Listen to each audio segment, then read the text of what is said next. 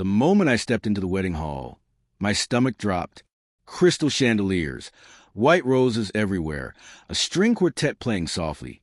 And then I saw my place card, Table 23, by the swinging kitchen doors, next to the trash bin, not with family, not even with distant relatives.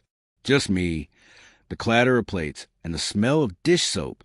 I stood there frozen as guests whispered and stared, and that's when I realized this wasn't a mistake. This was humiliation, served cold on purpose. Just 6 months earlier, my brother had hugged me with tears in his eyes, thanking me for saving his wedding. The venue fell through. The caterer doubled the price, and without hesitation, I wrote a check for $10,000. No contract, no drama.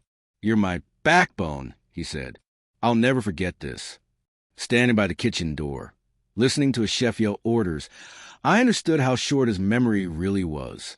When the bride finally walked past me, she didn't even slow down. No smile, no hello, just a quick glance, like I was staff who'd wandered into the wrong area. Her mother leaned in and whispered loudly, "Some people don't know their place."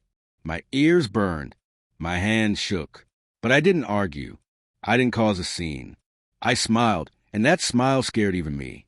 I sat down, plastic chair, paper napkin. While champagne flowed at the front tables, a waiter asked if I could move my chair, because I was blocking the dishwasher. That's when my phone buzzed. A notification from my bank app, the wedding account, the joint account I had helped my brother open because his credit was trash. My name was still on it. The same account where my $10,000 sat, untouched, waiting to pay the final vendors after the ceremony. The music swelled. The officiant began.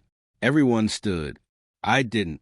Instead, I quietly opened my phone, logged in, and transferred every single dollar back into my personal account. 10,000. Clean. Instant. I watched the confirmation screen like it was the most beautiful thing I'd ever seen. Then I stood up. As I walked toward the exit, my brother caught my eye. He frowned, confused, probably wondering why I wasn't clapping. I leaned in close as I passed him and whispered, "Check the account." He laughed, thinking I was joking. I kept walking. I was halfway down the aisle when the wedding planner came sprinting toward the stage, panic written all over her face. The music cut. Guests murmured. The bride turned around, her smile cracking. My brother pulled out his phone. His face went white. "What did you do?" he mouthed. I didn't answer. I pushed open the doors and stepped into the sunlight. Behind me, chaos erupted. I later found out the caterer demanded payment before serving dinner. The florist threatened to remove the centerpieces. The DJ shut off the sound system. Guests sat hungry and confused in their formal, while the bride screamed at my brother in front of everyone. That night, my phone exploded with messages. My mother called me selfish. My aunt said I'd ruined the family name. The bride sent a 6-paragraph text calling me bitter, jealous, pathetic. I replied with one sentence, "You sat me where you thought I belonged." 3 days later, my brother showed up at my door. No suit, no confidence, just red eyes and shaking hands.